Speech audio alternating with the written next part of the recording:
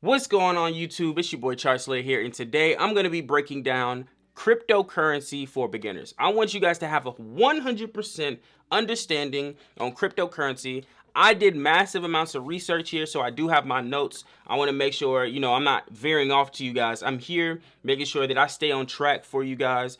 And I want you to understand that we're going to be breaking down a lot of things today. So we're going to be breaking down how crypto works, virtual currency, what is a ledger, what is decentralization? What is crypto? What is cryptography? Is crypto speculative or not? And why do I invest in it, and how to get started? These are the tools that I'm going to be breaking down. These are the steps that I'm going to be breaking down first. So let's go ahead and get right into it.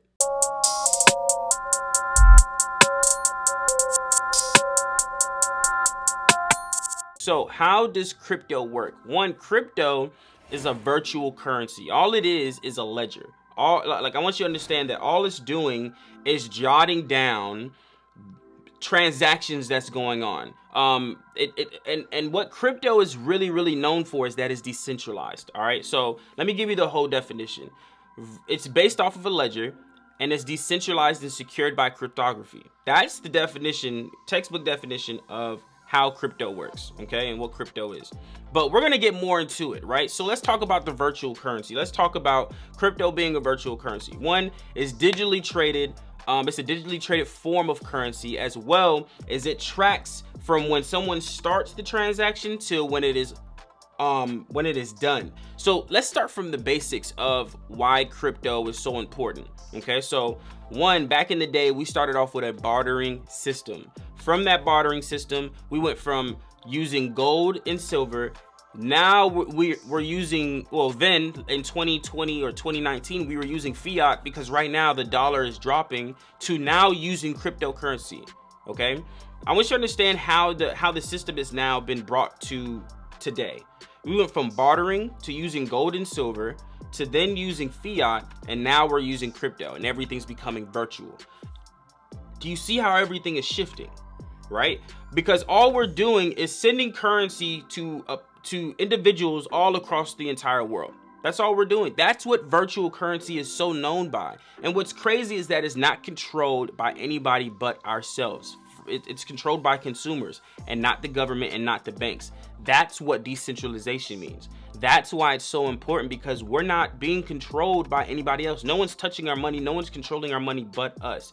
The reason why Bitcoin is so popular is because of that exact reason, is because you're able to send transactions anywhere and not have to clock into a bank to make sure that your money is correct, right? Because all it is a ledger. Think of it as a spreadsheet. This is what crypto is. Think of it as a spreadsheet, and you have everyone's names in it, and they're logging when you send a transaction, when you're not sending a transaction. That's all crypto is. And it's spread around hundreds of thousands of millions of computers across the entire world, because the computers that we use is our ledger, and that's what Bitcoin is running through. So hopefully you guys got a understanding of how that works. So I want to pretty much break down how many cryptocurrencies are out there. So there's over 1,000 cryptocurrencies like Ethereum and Dogecoin. But I'll make a video about Ethereum on its own, because Ethereum owns 85% of all cryptocurrencies as of today, right? It's crazy how Ethereum is literally creating Uniswap, PancakeSwap, so many different things that it's like Ethereum is the control of everything, right? Because all it's doing is branching off, right, into different sectors, and then coming together to create one huge use of Ethereum, right? And that's why Ethereum is starting to move like Bitcoin, but that's a whole different topic. Let's get to the next one. All right, so going back to what I was saying, ledgers are just a spreadsheet of transactions in a cryptocurrency space. That's all it is. It's just a spreadsheet of transactions in a cryptocurrency space. Like I said, everything is involved with us. That's all consumers are, right? I mean, that's all a ledger is. It's decentralized consumers, right? That's what I'm gonna call it, decentralized consumers. And you're probably like, well, that doesn't make any sense. It does, because decentralization means that it's not controlled by the banks, it's controlled by consumers. Okay, and that's why the ledger and the cryptocurrency is so important. All right, so next, cryptography, right? Decentralization and cryptography. Let me go down to my notes real quick. All right, so decentralization. Decentralization is maintained by multiple people across the world from a computer, right? If you've ever seen the Vice video of Ethereum and how in a cold, I can't remember if it's Greenland or something like that, a very cold place, Ethereum has nothing but computers. That's all it is. It's Bitcoin mining or Ethereum mining or something like that, and it's nothing but computers, and all they're doing is just tracking transactions across the world. That's all they're doing, is mining Bitcoin, mining Ethereum, making sure that everything is on point. And what's crazy is that's not a bank. That's a person. A person made that. The person literally created mining and was able to make billions off of it, right? The gentleman who created Ethereum is now considered a billionaire as of 2021. That's crazy. He's only my age. He's like 26, 27, something like that. I can't remember his exact age, but he's young and is a billionaire as of right now because he created something that we can control and not the government.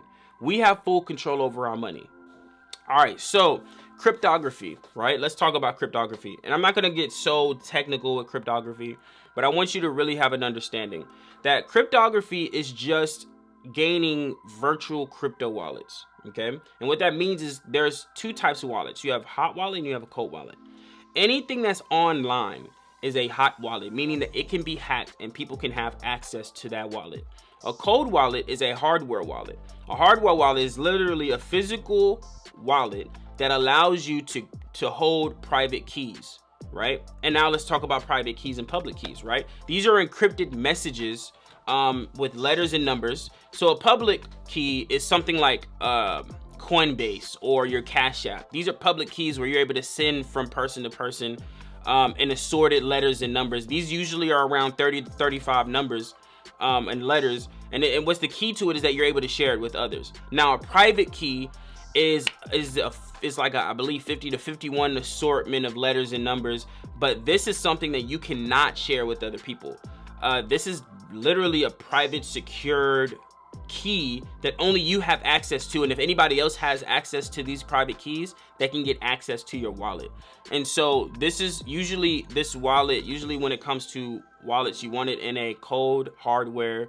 You don't want it online because that's how you get jugged, right? In a sense.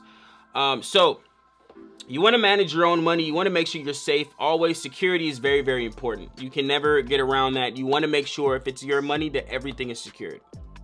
All right, so let's talk about the speculation of cryptocurrency and what the cons of why people invest in it. We talked about the pros, right? And why to invest in it, how to invest in it. But now we need to talk about why. Because people think that it's decentralized, because it's controlled by consumers. The government and all the other anti-crypto, anti-Bitcoin community is saying it's just a bubble right now. It's been shooting up, and it's gonna crash. It's too early to know if it's actually going to be something that's for sure, right? It's still young. It's not like the regular market like S&P 500 that's been around for ages. This has only been around for 10 years. But the thing is, the return on investment in cryptocurrency has just been skyrocketing. Now, do I believe in this speculation? I believe it can go to the moon in ways that they say it. But am I 100% driven by cryptocurrency? No. My larger part of my portfolio is not driven by cryptocurrency. And if you want to see that, how my portfolio is, I definitely have a video. It'll be up here and in the description below. But I 100%, I believe my portfolio is about 3% in cryptocurrency. I can't remember off the top of my head, but I know it's very, very low. So I recommend having between 1 to 5% of crypto in your wallet.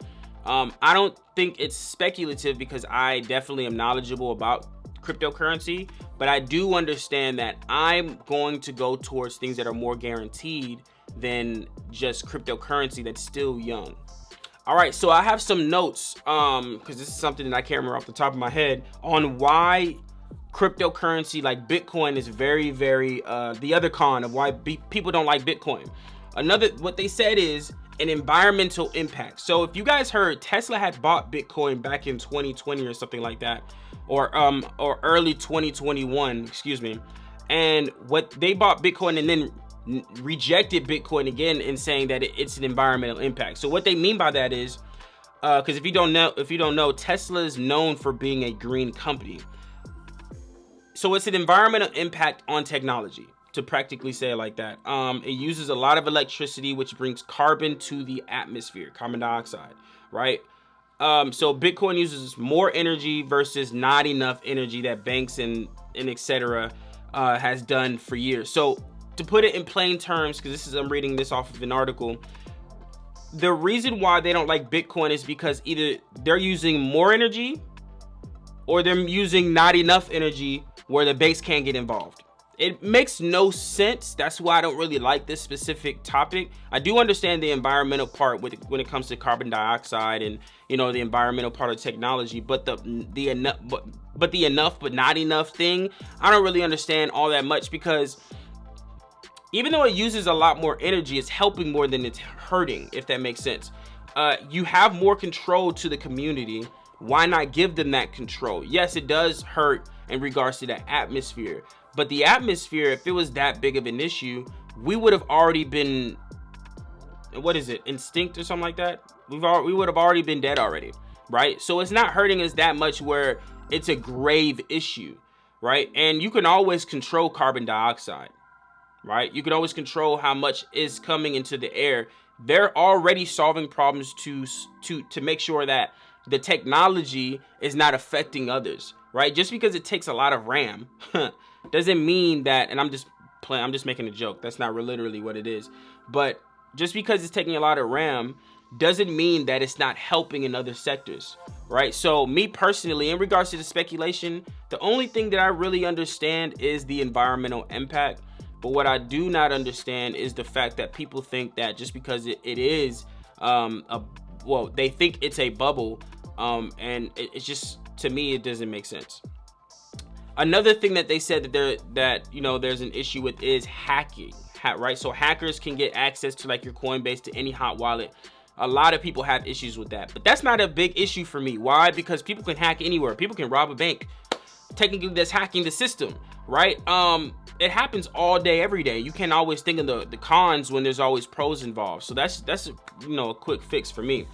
The next thing is illegal activity. So back in the day, early 2000s, there was something called the Silk Road, which is why Bitcoin had a negative connotation behind it in the beginning, where people were selling drugs on the black market and on the dark web, right? And so Bitcoin was always that black market theme. They always looked at Bitcoin as if it was a negative thing, because it was like, you only send Bitcoin this way and you can't send it in a positive format.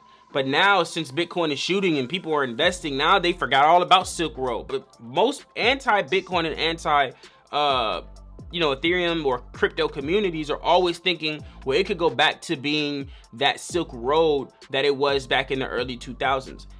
People are already doing it. I'm gonna be honest with you. It's still happening. People are gonna find ways to create some form of negative impact when it comes to cryptocurrency. And there's nothing we can do about that. But if you can make an impact in a positive manner, I wouldn't be stuck on like the security aspect. The illegal activity is so minute compared to the bigger picture, right? So I would 100% go for cryptocurrency. This is the reason why I'm investing in it. So let's go ahead and get to it. So 1 is the future of money. 2, diversification in my portfolio. 3, inflation, because you got to beat inflation at the end of the day. And 4, it's just for fun, right? So let me tell you a little bit of my portfolio. Like I said, if you want more access to my portfolio, you can 100% check the video.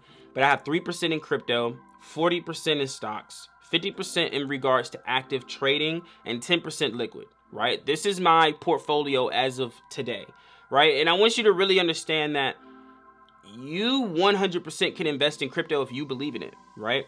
Now, how do you invest in crypto? That's the big question. How exactly do you invest in crypto? Well, 1, you have to research, right? Find a mentor, right? Research this, find a wallet. If you want a wallet, I have a wallet. I'll put it in the description for you. This is the wallet that I use. I use Exodus. It's an excellent wallet. The security is amazing.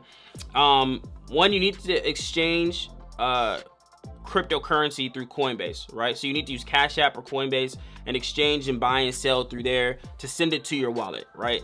And then the third thing is you need to get a hardware wallet so you can make sure that your private keys are secured after you send it to your wallet. So let me reiterate this again. One, do your research. Find a mentor that knows about cryptocurrency. Two, get a wallet like Exodus so you can at least have some form of security around your product. Three, buy and sell it, right? Exchange the currency so you can sell it to anybody else. Send it to your wallet, send it to people that you care about. And then four, get a hardware wallet so you can secure your private keys so nobody can hack into your stuff and you always have your money secured. So like I said, if you want to get any more information on Coinbase, Ledger Nanos, which is another hardware, Trezor, Exodus, you can most definitely follow us. It's in the description. If you want to get access to my free ebook, I also have that in the description. If you want to learn how I trade on the foreign exchange market, my mindset behind it, that is all in the ebook. I also have bonuses in there so you guys can take your trading to the next level. My routines, my daily templates, all that is in the ebook. Definitely get that below. Also, if you want to learn how to trade cryptocurrency, how to exchange trade cryptocurrency, I definitely will have that in the description below as well. Family, I'm going to clock out. Hopefully you got some value. Hopefully you understand everything that involves cryptocurrency and how it works. And family, I will see you guys in the next video. Peace out.